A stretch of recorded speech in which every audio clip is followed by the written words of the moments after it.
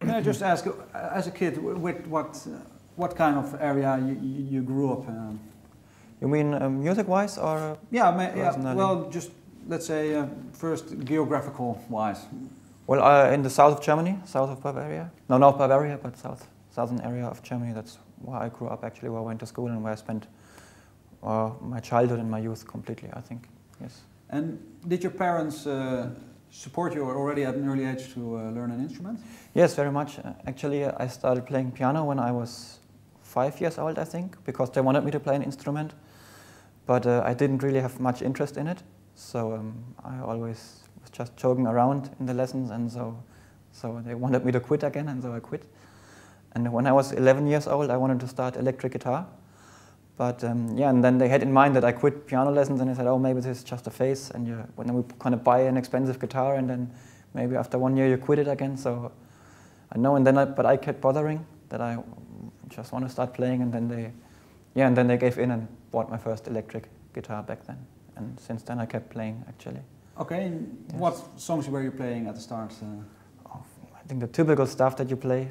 The easy stuff, which you can play after like a few weeks of playing. So I played early AC/DC songs, Highway to Hell and whatever, TNT and Smoke on the Water, all the typical stuff which is easy to play when you start out playing. And then I got into more complicated stuff, like playing songs from the first Metallica record or Slayer songs, which are more demanding. But are you learned playing yourself, or you had a teacher that? The first 3 years I learned completely on my own, just by tablature or figuring out stuff by ear, just playing along to my favorite records back then. But then I just played riffs and rhythm-wise, and I didn't really know how to play solos, how to do that, and so I finally went to see a guitar teacher, and I've studied with him for a few years, actually, yes, and he taught me a lot. So yeah, he developed my lead style in an early stage. Can you maybe name what he, if you have to sum up one of the most important things that he taught you?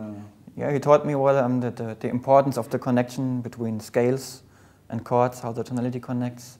He showed me how to bend a string because I didn't know how to do that, and he introduced me to all the shred-style metal playing techniques, which I still use. So I developed them on my own in later years, but he introduced me first to them. I didn't know what sweep picking or tapping is, and he showed me how it's done, and then I kept practicing on my own for many years to perfect my style, actually. Cool. Because do you think still now, while playing, if you would have a different teacher, your playing would be different as well? That's a good question, actually. Yeah, maybe, because, of course, my playing is very much influenced, even these days, by the stuff which he introduced me to back then. So back then he introduced me to Dream Theater, for example, to Yngwie Malmsteen, to Steve Vai, to Paul Gilbert. So I discovered all those guys through my guitar teacher back then, and they still have a huge impact on my own playing. So I think, yeah, maybe if I had another guitar teacher would have introduced me to other players, maybe, of course, my style would have changed a little as well, sure, yes. Because for Obscura you played in other bands as well? Yes, I played in Necrophagist for 4 years, and before that I've been playing with Defeated Sanity, another German death metal band, also for, I don't know, I think 3 years. Yeah, and then I had my own projects in between, but they all failed somehow. So these are the only known bands, actually, that I've been in before. And maybe to start with the Necrophagist period, what is the thing for you as a musician that you developed the most in that period? Very much. I think I got a lot better as a musician in the times that I played in Necro. I didn't have a teacher anymore by that time, but it was like having a teacher. I learned so much about rhythm, about timing, about playing tight, about songwriting, because I learned to play all those songs, and I learned a lot about arrangement. When we recorded Epitaph, I learned a lot about phrasing in guitar solos, because back then I was mainly just shredding, going for it all the time, and then I learned to play laid back and go focus more on phrasing and rhythmical ideas. And yeah, and I think I got a lot tighter as a player. I think my rhythm skills got a lot better as well when I played in this band for many years and played many shows with them. Mm-hmm.